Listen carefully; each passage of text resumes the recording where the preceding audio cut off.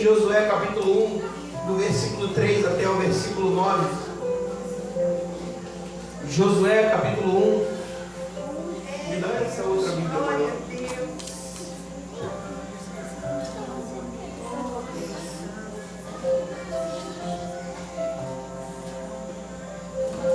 Josué capítulo 1.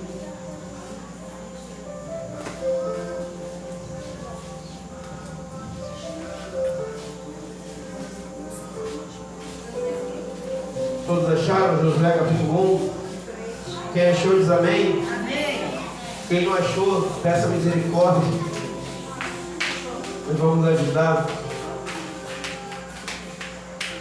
Glória a Deus, aleluia. Josué capítulo 1, do versículo 3 até o versículo 9. Diz assim a palavra de Deus: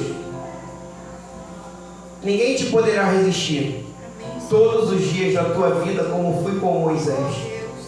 Assim serei contigo e não te deixarei e nem te desampararei. Esforça-te e tem bom ânimo, porque tu farás a este povo herdar a terra que jurei aos teus pais que lhe daria. Então somente esforça-te e tem muito bom ânimo, para teres o cuidado de fazer conforme toda a lei que o meu servo Moisés te ordenou. E dela não te desvies, nem para a direita e nem para a esquerda, para que prudentemente te conduzas por onde quer que andares. Não se aparte da tua boca o livro desta lei, antes medita nele de dia e de noite, para que tenhas cuidado de fazer conforme tudo quanto nele está escrito, porque então farás prosperar o teu caminho e serás bem-sucedido. Não te mandei eu? Esforça-te e tem muito bom ânimo.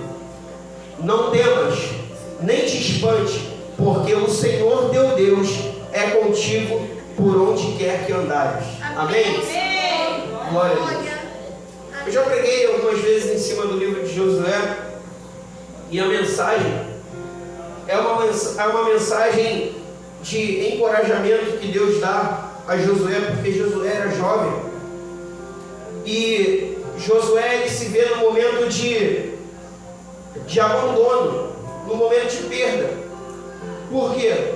O seu líder Moisés, que Deus levantou, Deus trouxe Moisés no meio do Egito, fazendo com que Moisés fosse até o povo que estava escravizado por Faraó, fazendo com que Moisés, através de milagres, de sinais, mostrasse para aquele povo que o Eu Sou havia o enviado e que Faraó deveria liberar o seu povo, porque o seu povo teria que voltar para casa.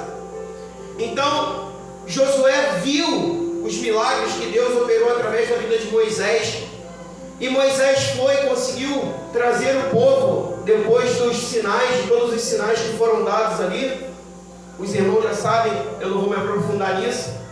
O mar vermelho se abre, Josué passou com os pés dele em seco no meio do mar.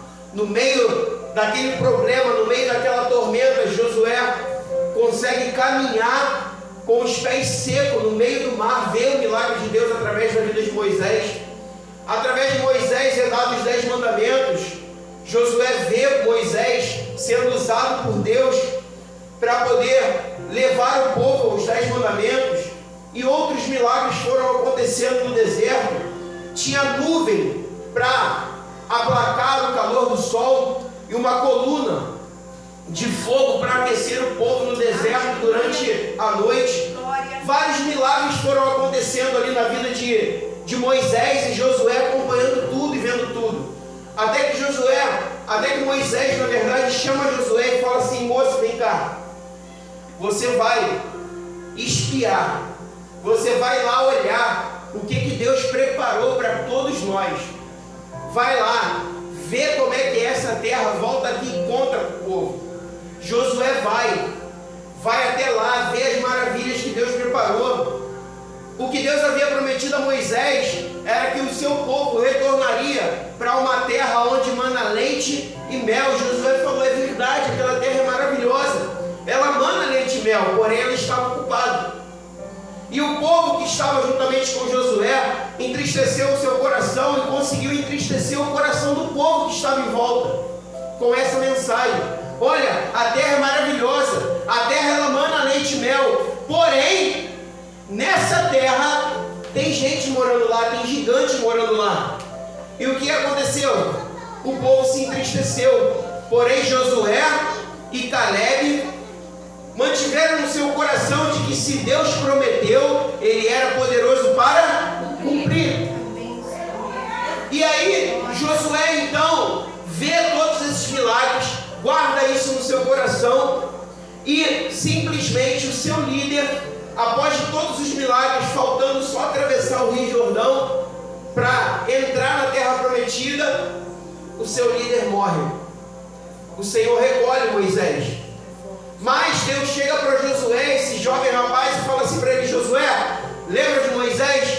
Lembro, Senhor, eu estava acompanhando com ele, vi todos os milagres. Pois é, assim como eu fui com ele, Josué, eu vou ser contigo. Amém.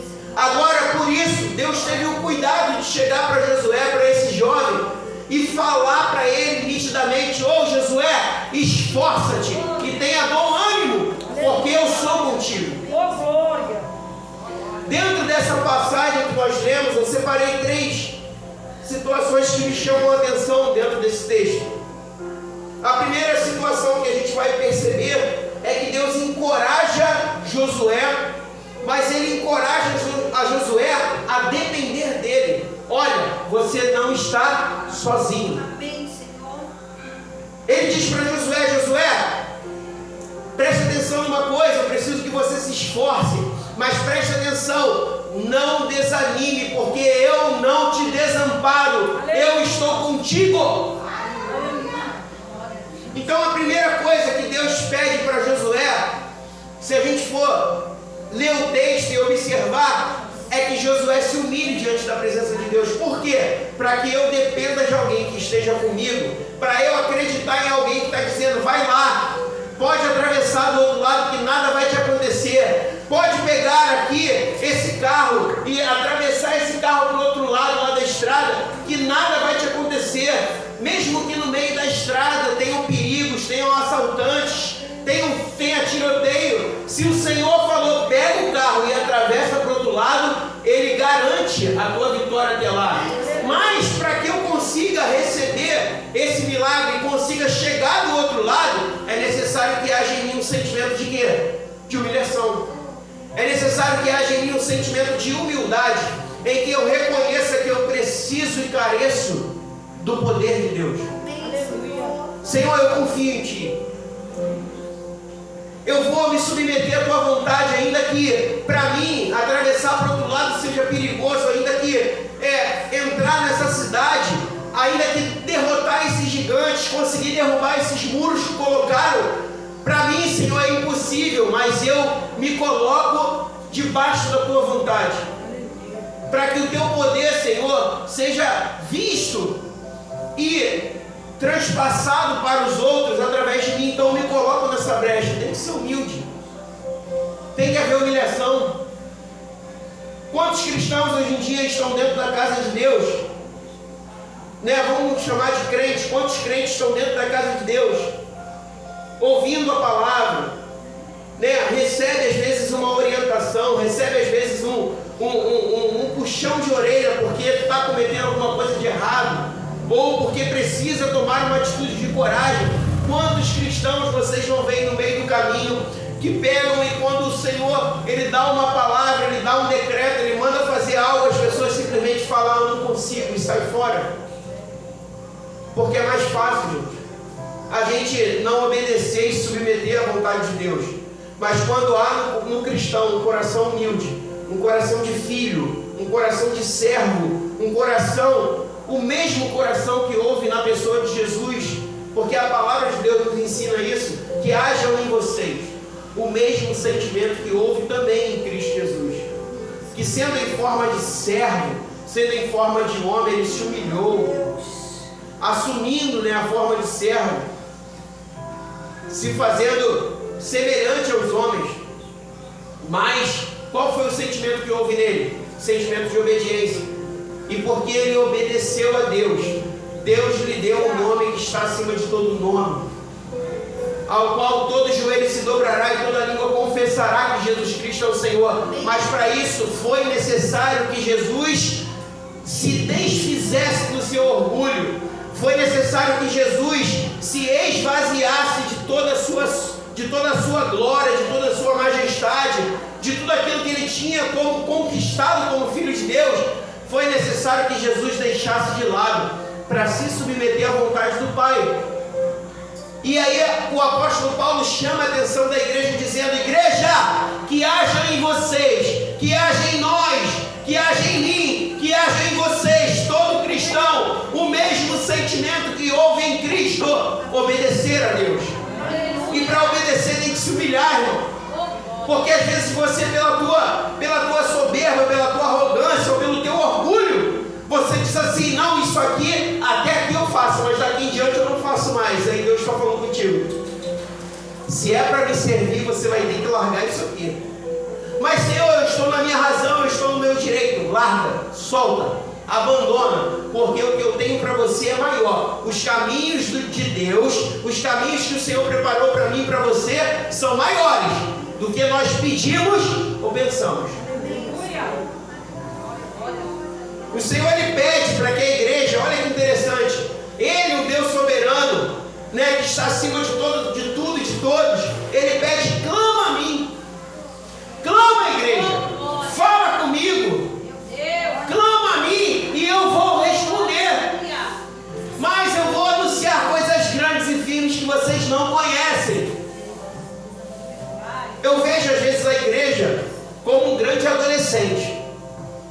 Porque a fase, acho que mais difícil que os pais passam ou podem passar é na adolescência. Porque o adolescente, ele está naquela fase de puberdade, ele se acha o dono da razão, ele acha que está certo sobre tudo. Porém, Deus, ele, com todo cuidado, a própria palavra de Deus fala lá em Salmo 103 que ele conhece a nossa estrutura e sabe que somos pó. Ele sabe que às vezes a gente vai agir como um adolescente, porém ele está dando oportunidade para que a gente se arrependa. Ele está dando oportunidade para que a gente volte e consiga amadurecer diante da presença dele e reconhecer: Senhor, eu realmente estava tentando viver a vida do meu jeito, estava tentando fazer da minha vontade, eu não queria te ouvir. Porque adolescente quer ouvir pai? Adolescente quer ouvir o pai e a mãe? Ah, meu filho, eu estou te falando isso que eu já passei por isso. E ele fala: Ih, você é velho, eu não quero saber o que você está falando. Porém, olha que interessante, quando o pai e a mãe, ele é cheio de amor, ele é pródigo, ele entende que aquilo ali é uma fase. E aí o que ele faz? Ele às vezes deixa o filho ir lá quebrar a cara. Deixa lá o filho ir lá fazer aquilo que ele quer, só para ele reconhecer: pai, eu estava errado, me perdoa. E volta, e o pai e a mãe que ama vai receber o filho de volta. Vai falar: filho, eu estava aqui o tempo todo, eu te falei que você ia arrebentar a cara, eu já tive a sua idade, mas você voltou. Então, se você voltou, tem vida na casa, você está vivo. Vamos celebrar a vida. Esquece lá o que passou, não me interessa o que passou. E é isso que Deus trata a igreja. Ele está dizendo: olha, irmãos, eu não quero saber o que você fez no teu passado, eu não quero saber das tuas maldades, eu quero saber que eu tenho um futuro melhor para você. Porque o que eu tenho preparado para você é maior do que você pensa ou imagina. Mas para isso é necessário que haja em nós esse sentimento de filhos arrependidos, de reconhecer que erramos e caímos e voltando para o Pai, falando: pai, me perdoa, Senhor, porque eu errei, eu pequei, mas eu quero seguir a tua vontade, eu quero fazer a tua vontade. E assim Deus, ele, com grande amor que ele tem, porque a palavra de Deus fala que Deus, ele é amor, e ele amou o mundo de tal maneira que entregou o filho dele para morrer na cruz, no teu e no meu lugar. E quando ele vai lá e entrega a vida dele na cruz, ele entrega a vida do filho na cruz, ele demonstra um amor que é sobrenatural. É um amor que ele não está se importando com o teu pecado, com o teu passado, mas ele te ama. E simplesmente ele disse: eu entreguei ele por amor a você. Mas ele não permitiu que a alma do seu filho ficasse no inferno. Ele trouxe Jesus de volta. Ele traz Jesus de volta com esse amor maravilhoso e fala: agora a mesma vida que eu estou dando para ele, A mesma vida nova que eu estou dando para o meu filho Jesus, eu também quero te dar. Porque ele agora se ressuscita, mas ressuscita como o primeiro da ressurreição, para que agora cada um de nós que cremos no nome de Jesus, podemos ter acesso ao Pai e acesso a todos os presentes que Deus tem preparado para cada um de nós, inclusive o perdão. Mas para isso é necessário que haja em nós esse sentimento tão difícil de humilhação, esse sentimento que a gente às vezes tem que descer do salto. Às vezes a gente tem que descer e se humilhar mesmo, e baixar e falar: Senhor, eu estava errado, me perdoa. Porque Deus, Ele não está preocupado com o teu passado. Ele quer você hoje, agora. Para que a partir de agora, a partir desse presente, Ele vai escrever uma nova história na tua vida. Por isso, Ele declara para Josué: Josué, esforça-te. Não te desanime, Josué. Eu estou contigo aonde você for. Pega a minha lei, guarda, escreve na tábua do teu coração e não te desvia dela, nem para a direita nem para a esquerda. Segue o que está escrito, porque fazendo assim, você vai ser bem sucedido em tudo quanto você fizer. Você vai prosperar. A igreja brasileira, né, pegou lá a teologia da prosperidade que foi dada aos americanos, que trouxeram para cá, dizendo que o Senhor, Ele tem preparado bênçãos extraordinárias para cada um de nós. Se a gente liberar uma bênção para o Senhor, se você vier aqui e trouxer o teu dízimo e tua oferta, der uma oferta de sacrifício, o Senhor vai te dar maravilhas. Não, não é isso. A palavra está dando aqui a receita. Se você quer prosperar, obedece ao Senhor. Não se desvia nem para a direita nem para a esquerda, mas segue o que aqui está escrito, que o Senhor, Ele vai fazer você prosperar no tempo dele. Ele vai prosperar o teu caminho aonde quer que você for. Amém? Deus, Ele não te desampara. Deus, Ele não te desampara. Por isso, coragem. Quando Ele fala lá, tenha bom ânimo, Ele está dizendo, tenha coragem.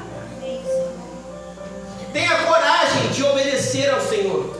Tenha coragem de decidir hoje, nessa noite: Senhor, eu quero fazer a tua vontade, ainda que isso me doa, mas eu vou fazer aquilo que o Senhor mandou.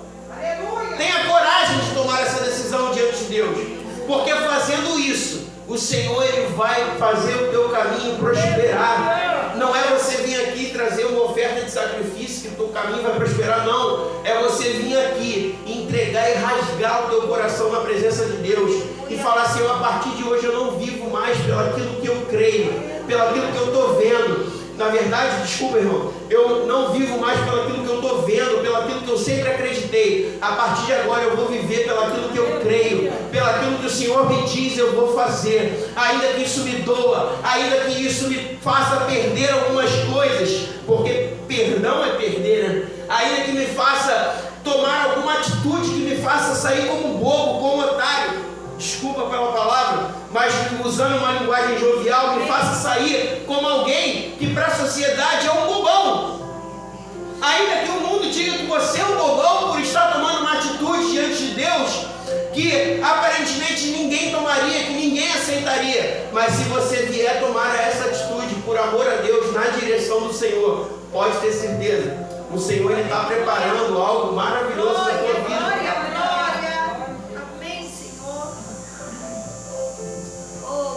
Salmo 37, versículo 28. Deus não te desampara. Amém.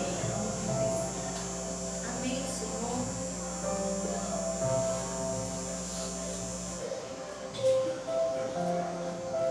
Aleluia. Salmo 37, versículo 28. Aleluia, Jesus.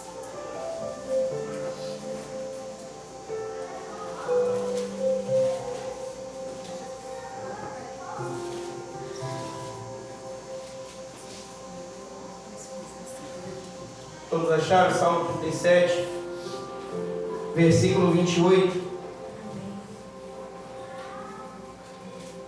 Diz o quê?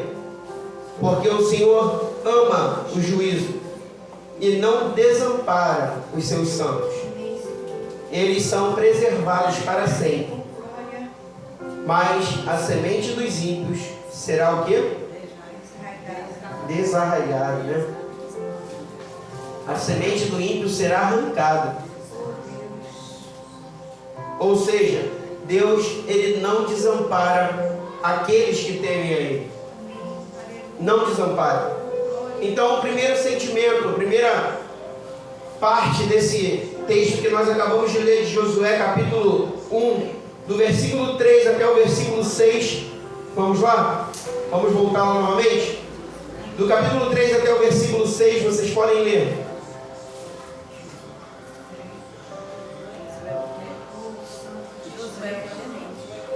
Josué, capítulo 1, do versículo 3 até o versículo 6. Nós já lemos. Vamos ler novamente. Josué,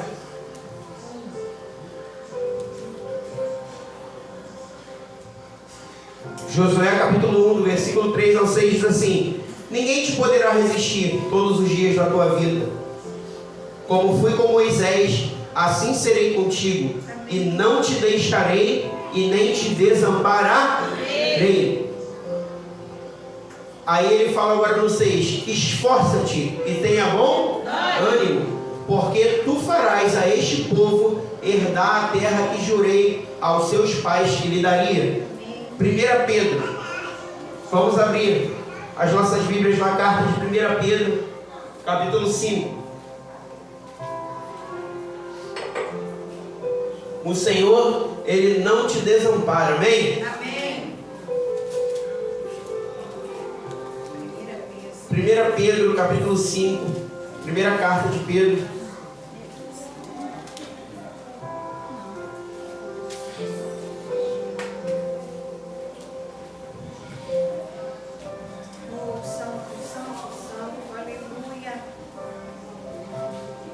Todos acharam?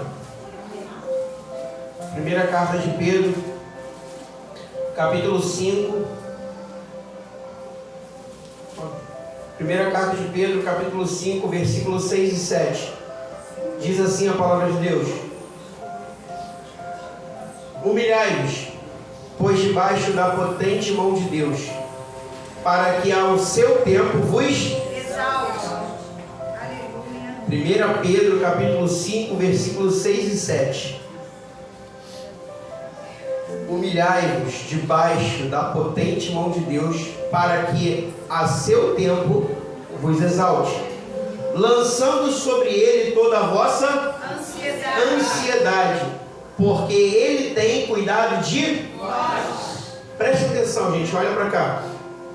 Olha o que o texto ele está falando para mim e para você.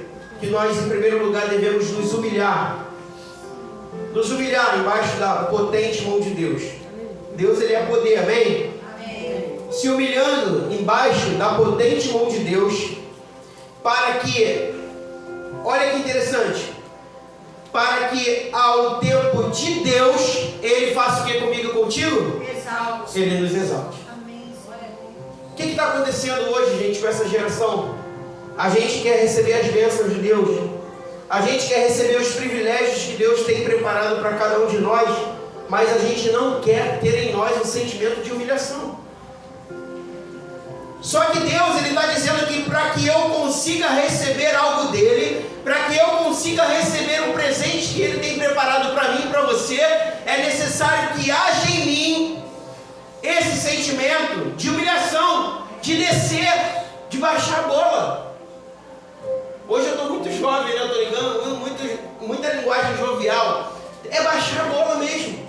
É entender que Deus, o que Ele quer de mim e de você, é que a gente viva como Ele sempre desejou que o povo de Israel vivesse no passado. Deus não queria que o povo tivesse rei, porque Ele é o Rei dos Reis. Ele é o Senhor dos Senhores, e Ele não queria que o povo viesse a depender de rei humano. Ele falou: para que vocês querem um rei? Aí o povo gritou: mas todas as nações têm rei, por que a nossa não tem? Ele falou: eu sou o Deus de vocês, eu sou o Pai, eu cuido. Mas o povo não entendeu isso. Mas através da pessoa de Jesus, Deus agora quer restaurar essa intimidade novamente com o seu povo. Porque todo aquele que crê que morreu e ressuscitou juntamente com Cristo, nasce de novo. E tendo essa nova vida, você agora é filho de Deus, nova criatura. Para quê? Para viver para a vontade do Pai. Você se submete agora embaixo da potente mão de Deus, para que ao tempo dele, Ele te exalte. Então, o que eu aprendo aqui, meu irmão? Quando eu entendo que eu estou na caminhada cristã, eu estou esperando uma promessa de Deus, eu estou esperando algo de Deus e não aconteceu ainda, significa que nós estamos no caminho certo. Porque significa que eu estou embaixo da potente mão de Deus. E no tempo certo, o Senhor está permitindo você passar por todos esses problemas, por todas essas humilhações. Para quê? Para que o teu caráter seja moldado ao caráter de Cristo. E assim você possa herdar as mesmas bênçãos que Cristo recebeu. Olha que interessante. Quer ver uma coisa?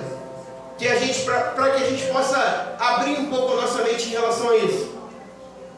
Quantos aqui já ouviram falar que Deus não permite que venha sobre a tua vida tribulação tão grande, uma tribulação tão forte, de forma que você não consiga suportar? Quantos aqui já ouviram? Levanta a mão.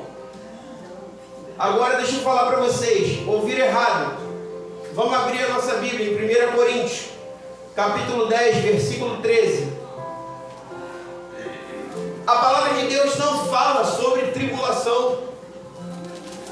A palavra de Deus vai falar sobre tentação.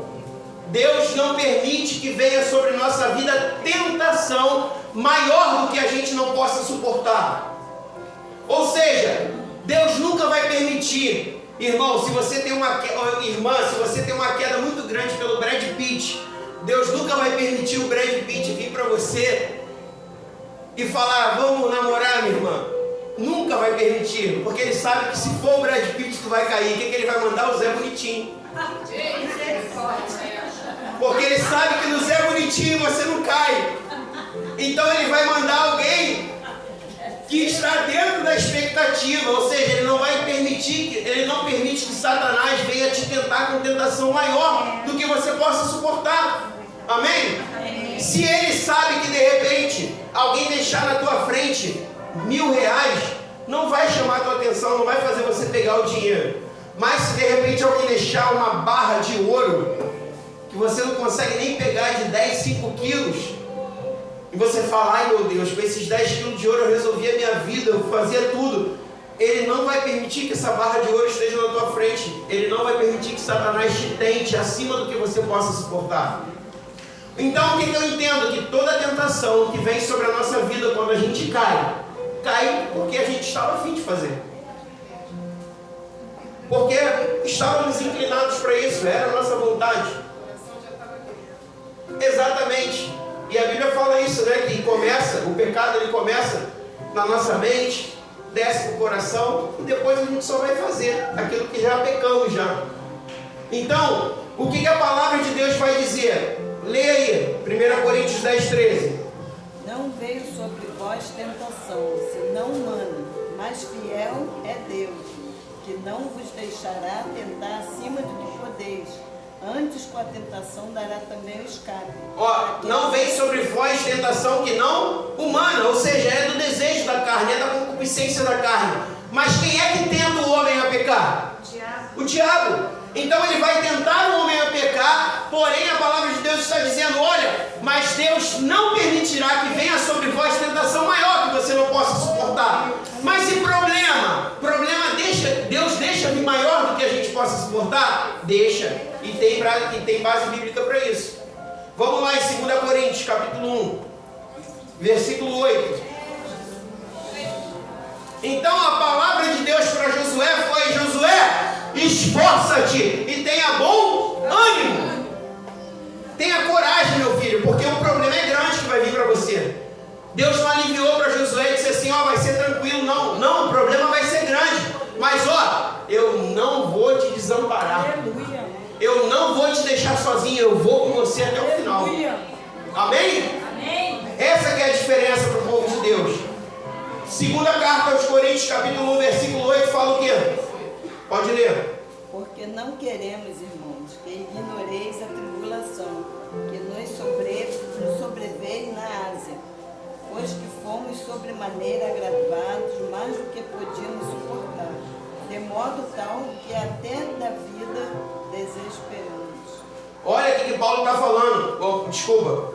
É Paulo, né? Está falando. Olha o que ele está querendo. Olha o que ele está falando, gente. Olha, veio sobre nós tribulação maior do que a gente poderia suportar. Então, tribulação, ela vem maior, gente? Vem. Então, se acontecer algo muito ruim na tua vida, faz parte da vida do cristão. Não é que a gente tenha que se desesperar, a gente vai, mas porque o Senhor permitiu, aconteceu, irmão. Deus, ele está no controle de tudo, e se algo tão ruim aconteceu na tua vida, é porque Deus quer trabalhar teu coração, Ele quer trabalhar teu caráter, para que você se aproxime do caráter do Filho de Deus. E se aproximar do caráter do Filho de Deus é se esvaziar de você, é deixar o teu orgulho, deixar aquilo que você acha que você sabe, aquilo que você se garante, ainda que você tenha razão. Porque, fala para mim, irmãos, qual era o motivo que Jesus teria para morrer na cruz? Qual foi o pecado que Jesus fez para morrer na cruz? Não tinha. Mas ele morreu por obediência. Pai, passa de mim esse cálice. É muita dor, Pai. Passa de mim esse cálice. Mas que seja feita a tua vontade, não a minha. Ora por 3 vezes. 3 vezes ele ora e pede ao Pai: Pai, passa de mim esse cálice. O apóstolo Paulo, com espinho na carne, ora também por 3 vezes ao Pai: Pai, tira de mim, ó Pai, esse espinho na carne. E o Pai fala o que para ele? Paulo, a minha graça te basta. No final, Deus fala para ele: Paulo, o meu poder se aperfeiçoa na tua fraqueza. Então, meus irmãos, o que Deus está falando aqui para mim e para você nessa noite? É que Ele sabe do problema que está acontecendo na tua vida. Ele sabe que está grande, Ele sabe que está difícil, mas Ele não te desampara. Mas para isso é necessário que você desça do teu lugar de razão, do teu lugar de certeza, e fale: Senhor, eu quero me submeter à tua vontade, porque até aqui eu não estou aguentando. E Ele vai falar: filho, vem, eu estava te esperando. E agora Ele vai caminhar contigo até o rumo da vitória. Porque o sofrimento tem um tempo. Tem um tempo. Ele fala aqui: olha, Josué, não te desanime. Não entregue os pontos. Por quê? Porque se você guardar o teu coração na minha lei, meditar nela de dia e de noite, não se desviar para a esquerda e para a direita, eu vou fazer você prosperar, Josué. Aleluia! No meu tempo. Não é no teu, é no meu tempo. Para que ao seu tempo Ele nos exalte. Amém, Senhor. Versículo 7 e 8 agora de Josué. Ele manda então guardar a lei. 7 e 8 do capítulo 1 de Josué, ele fala: então somente esforça-te e tem muito bom ânimo, para teres o cuidado de fazer conforme toda a lei que o meu servo Moisés te ordenou. Dela não te desvie nem para a direita e nem para a esquerda, para que prudentemente te conduzas por onde quer que andares. Amém? E não se aparte da tua boca o livro dessa lei, mas antes medita nele de dia e de noite, para que tenhais o cuidado de fazer conforme tudo quanto nele está escrito, porque então farás prosperar o teu caminho e serás bem sucedido. Salmo capítulo 1.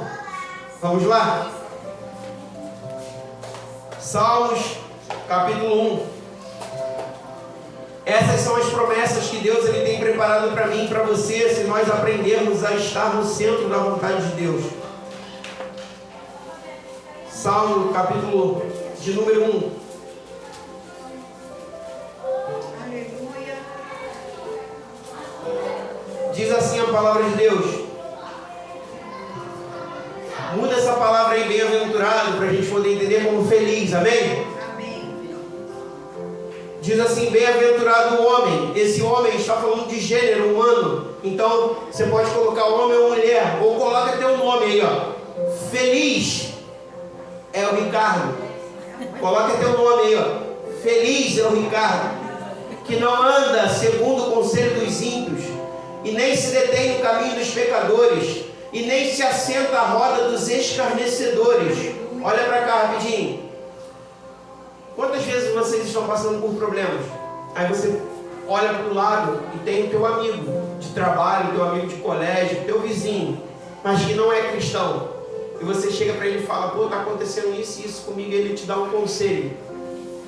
Você está colhendo para a tua vida infelicidade. Porque Deus, Ele tem a resposta para você, mas é necessário que você o busque. Clama a mim e responder-te-ei. Vou anunciar para você coisas grandes e firmes que você não sabe, você não está vendo, mas eu vou revelar para você. Mas clama a mim. Salmo 1 está dizendo que feliz é o homem ou a mulher que não se guia, não anda segundo o conselho dos ímpios. Quem é o ímpio? Aquele que não crê em Jesus.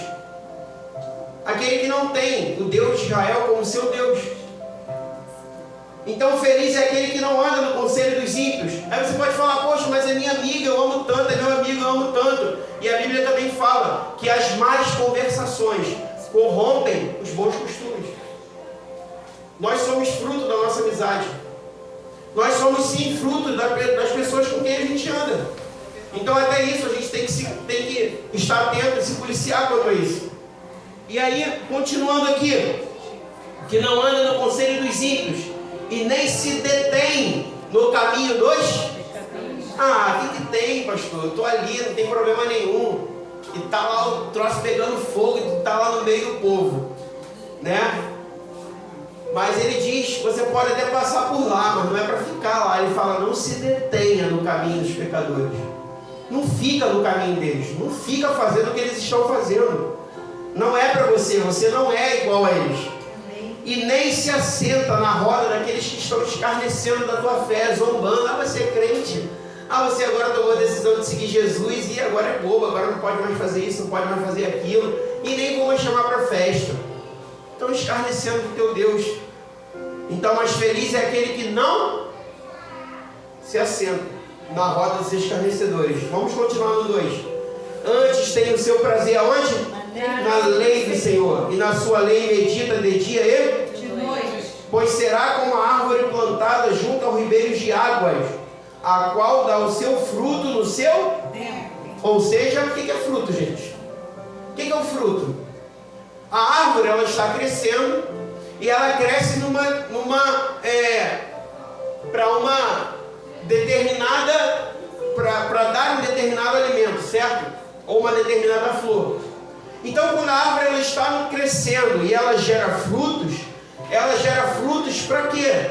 Para que você consiga comer, se saciar, e ali aquela semente, às vezes que você não come, cai na terra, vai gerar uma nova árvore, vai crescer e continuar dando fruto. O que Deus está falando para mim e para você? Que se nós estivermos no centro da sua vontade, meditando na sua palavra de dia e de noite, Ele está dizendo para você que o fruto do teu trabalho, aquilo que você espera, aquilo que você está aguardando em Deus, vai acontecer no tempo certo. Você já conseguiu colher morango em mangueira? Já conseguiu colher, por exemplo, tangerina no pé de laranja, no tempo que não era da tangerina? Já conseguiu? Esses dias aí eu estava procurando brócolis, agora está vendendo igual lixo aí, está R$3, R$2 o brócolis. Mas tem dias que o brócolis está R$10. E você procura, porque não está no tempo, não está no tempo. E é horrível esse negócio de não estar no tempo, mas o que Deus está ensinando para mim e para você? Tem um tempo determinado para todas as coisas. Então, se o milagre ainda não chegou na tua vida, calma, não se desespera não. Vai chegar o milagre. Mas para isso é necessário que você aprenda a esperar o tempo de Deus, amém? Amém. Glória a Deus. Guarda então a lei que está no teu coração. E assim a gente vai conseguir colher o fruto no tempo certo. João capítulo 14, versículo 21. Agora é Evangelho. Evangelho de João, capítulo 14, versículo 21.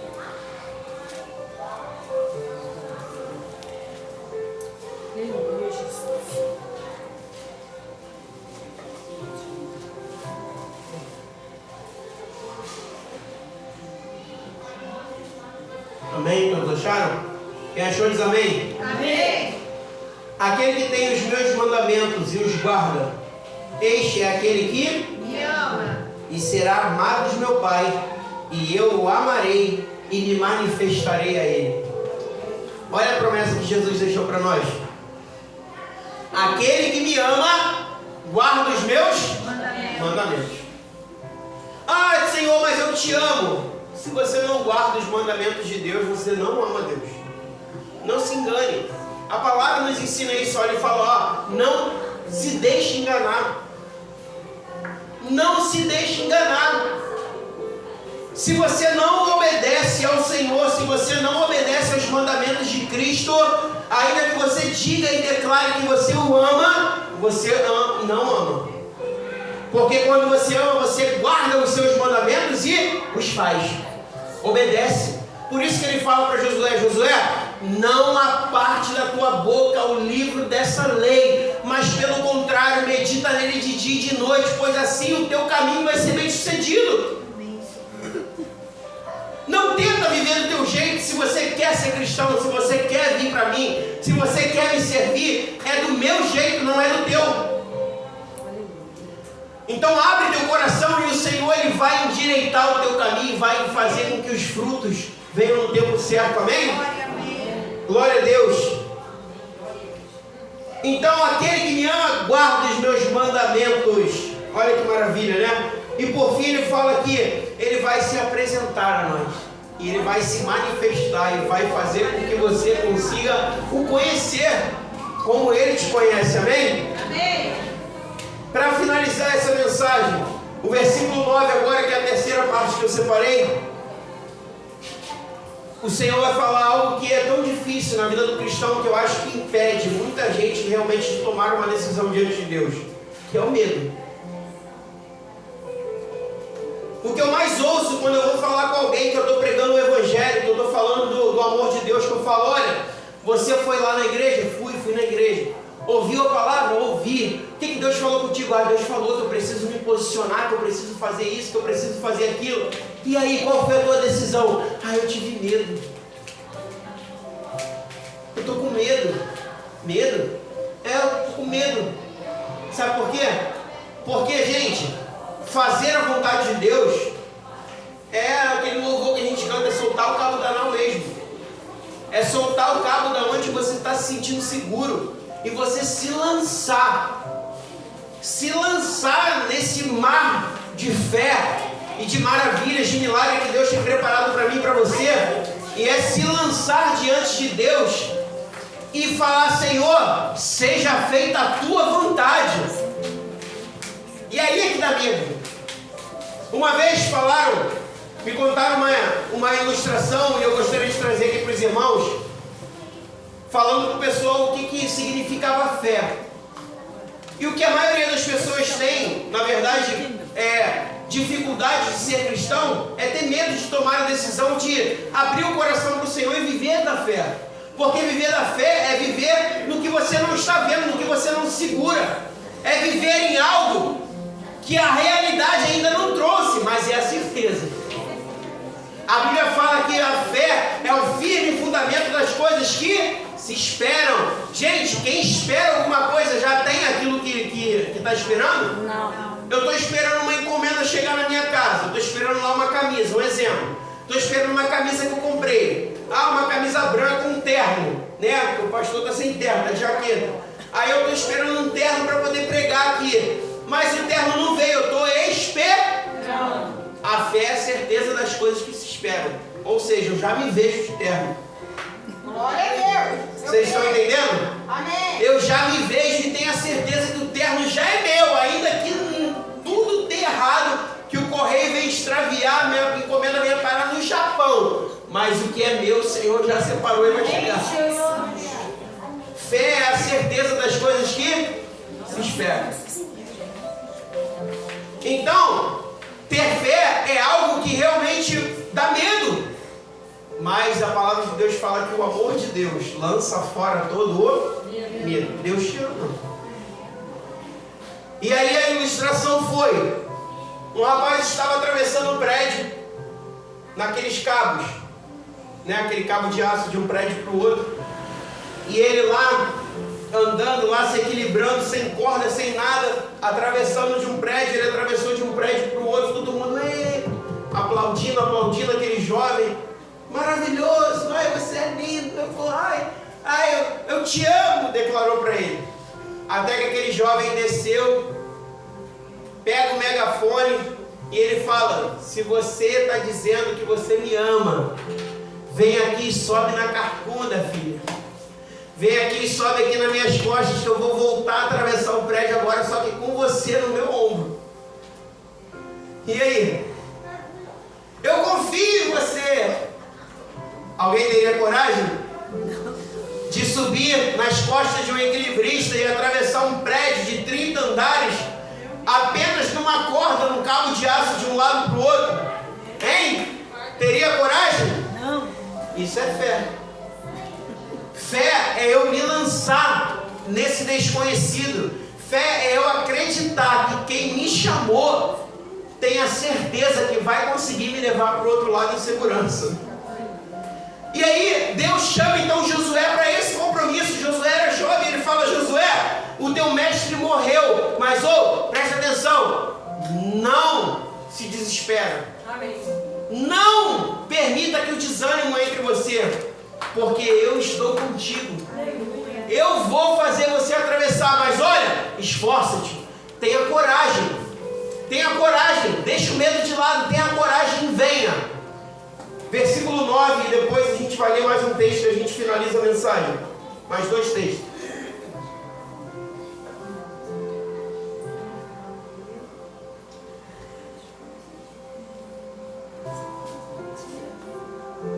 Josué capítulo 1, versículo 9, diz o quê? Não te mandei eu, esforça-te e tem de bom ânimo. Não pasme, nem te espantes, porque o Senhor, teu Deus, é contigo, por onde quer que andares. Olha que mensagem maravilhosa, né? Não te mandei eu, esforça-te e tenha o quê? Coragem. Né? Tenha coragem, tenha bom ânimo e não temas. Não tenha medo, nem te espante, porque o Senhor teu Deus é contigo por onde quer que você andar. O Senhor vai ser contigo aonde quer que você coloque os teus pés. Ele vai garantir o teu sustento. Ele vai ser o teu socorro bem presente na hora da angústia. Ele é o Deus que garante a tua vitória. Mas para isso é necessário que tu abra o teu coração e fale: Senhor, eis-me aqui. Eu creio na tua palavra. E Ele diz para você: pare de ter medo. Não temas. Tenha apenas coragem e venha comigo, porque eu vou garantir os teus passos. Amém? Amém. Lucas capítulo 8, versículo 49 e 50. Lucas capítulo 8, do versículo 49, versículo 50.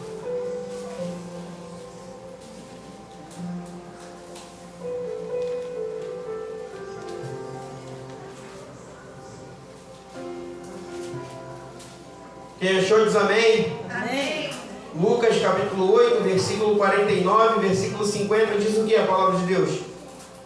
Estando ele ainda falando, chegou do príncipe da sinagoga, dizendo: a tua filha já está morta, não incomodes o mestre. Jesus, porém, ouvindo, respondeu-lhe dizendo: não temos, crê somente e será salvo. Jairo pede Jesus, Jesus estava passando, acontece ali aquele milagre da mulher do fluxo de sangue, e quando Jairo chega diante de Deus pedindo ao Senhor, porque ele era da sinagoga, e aí ele chega para Deus e fala: mestre, minha filha morreu, minha filha está doente. E Jesus fala para ele: não temas, fica tranquilo.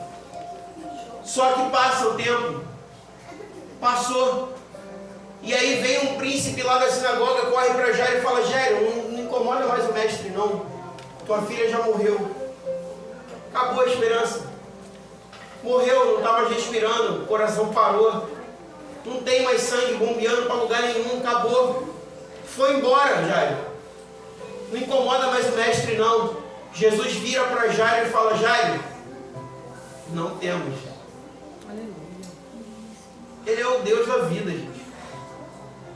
Quando eu entendo esse amor, quando eu entendo essa graça e essa misericórdia de Deus, Jairo então enche seu coração de esperança, de alegria, e o Senhor ressuscita a filha de Jairo. Aleluia. Deus, Ele tem preparado vida para você nessa noite. Amém, Senhor. Mas para isso é necessário que você tenha coragem. Para isso é necessário que você abra teu coração. Fale: Senhor, eu vou te servir. Com toda a luta, com toda a dificuldade. Ainda que, como foi com Josué lá, Josué vendo o gigante, vendo a muralha lá. Deus prometeu, pode ir. Eu gosto de Caleb. Por isso que eu botei o nome do meu filho de Caleb. Caleb falou assim lá no, acho que é capítulo 14. Caleb fala assim em Josué: Deus falou para mim que eu ia herdar a terra. Deus falou para mim, eu vou herdar. Meteu a mão na espada e falou: Deus falou comigo e é meu.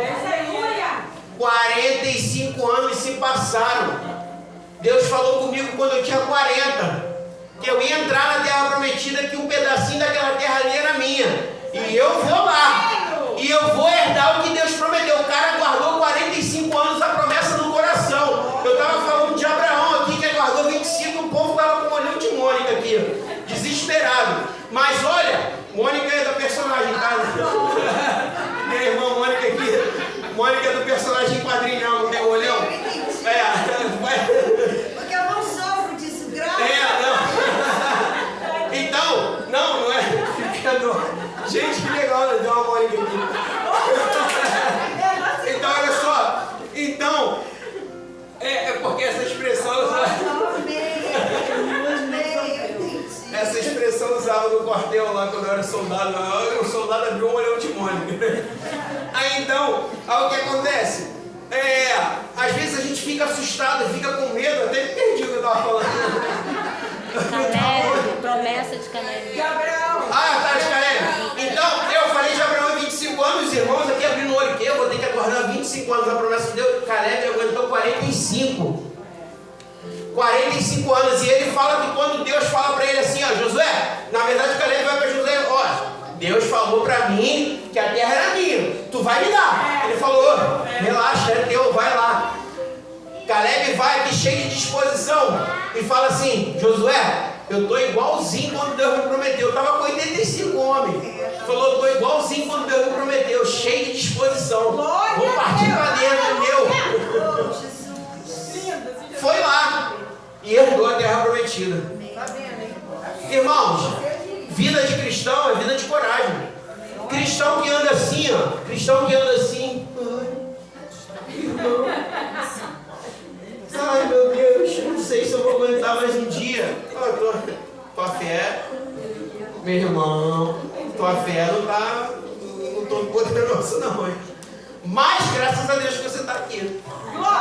Porque o Senhor está te dando uma injeção de ânimo, uma adrenalina para dizer: desperta tu que dormes, porque cristão tem que andar de cabeça erguida. Por isso que quando eu estou louvando aqui, me incomoda de ver os irmãos sentados no louvor, ficar aquele negócio. Gente, a gente tem que ser grato a Deus da onde Ele tirou a gente. Eu sei o que eu era antes no passado, eu sei o que eu era antes sem Jesus. E com Jesus, o que Ele me libertou, eu tenho que ser jubiloso na frente dEle. Porque eu sei a peste que eu era sem Ele, e agora o que Ele me fez e me deu salvação que eu não teria direito. Me deu perdão dos pecados que eu não teria direito. Por isso o cristão tem que andar feliz. O cristão ele tem que andar corajoso. O cristão ele tem que andar com a certeza de que se Deus prometeu, Ele é fiel para cumprir, meu irmão. Jairo, não temas, tua filha não está morta. Tua filha não está morta, ela vai ressuscitar. Jeremias, para a gente finalizar, capítulo 1, versículo 8. Acredito que os irmãos já receberam a porção de Deus. E que a gente vai sair daqui alimentado, jubiloso, acreditando nas promessas que Deus tem preparado para cada um de nós. Viu como é que o pastor foi legal com vocês hoje? Hoje não foi, bati com o outro lado do cajado hoje, né? Eu já expliquei isso aqui, que o pastor de ovelha tem aquele cajado, né? Já viu o cajado é assim, né? Sabe por que o cajado é assim? É de um lado a gente vira e dá no lobo. O outro lado é pra quê? Pra pegar no pescocinho da ovelha e falar, vem pra mim. Pode não. Jeremias capítulo... hoje foi o dia de puxar vocês, ó. Vem pra cá, calma. Jeremias capítulo 1. Capítulo 1, versículo 8. Diz o quê? Não temas diante deles, porque eu sou contigo para te livrar, diz o Senhor. Jeremias estava ali, ó. Jeremias preocupado. Deus chama Jeremias, novo. Jeremias fala, Senhor, como é que eu vou falar para esse povo? Deus fala para ele, vamos ler de novo? Jeremias 1:8. Pode ler, irmã, de novo. Não temas diante deles, porque eu sou contigo para te livrar, diz o Senhor. Não temas diante dele, porque eu sou contigo para te livrar, diz o Senhor. Meu irmão, cristão não tem que temer o problema, cristão não tem. A gente passa assim por momentos, olha só, Paulo diz lá, nós lemos lá em 1 Pedro, foi 1 Pedro, né, que nós lemos que Paulo, foi 1 Pedro, gente, que nós lemos? Que Paulo, ele fala que, não, gente, é Pedro, eu falei Paulo, mas é Pedro, né?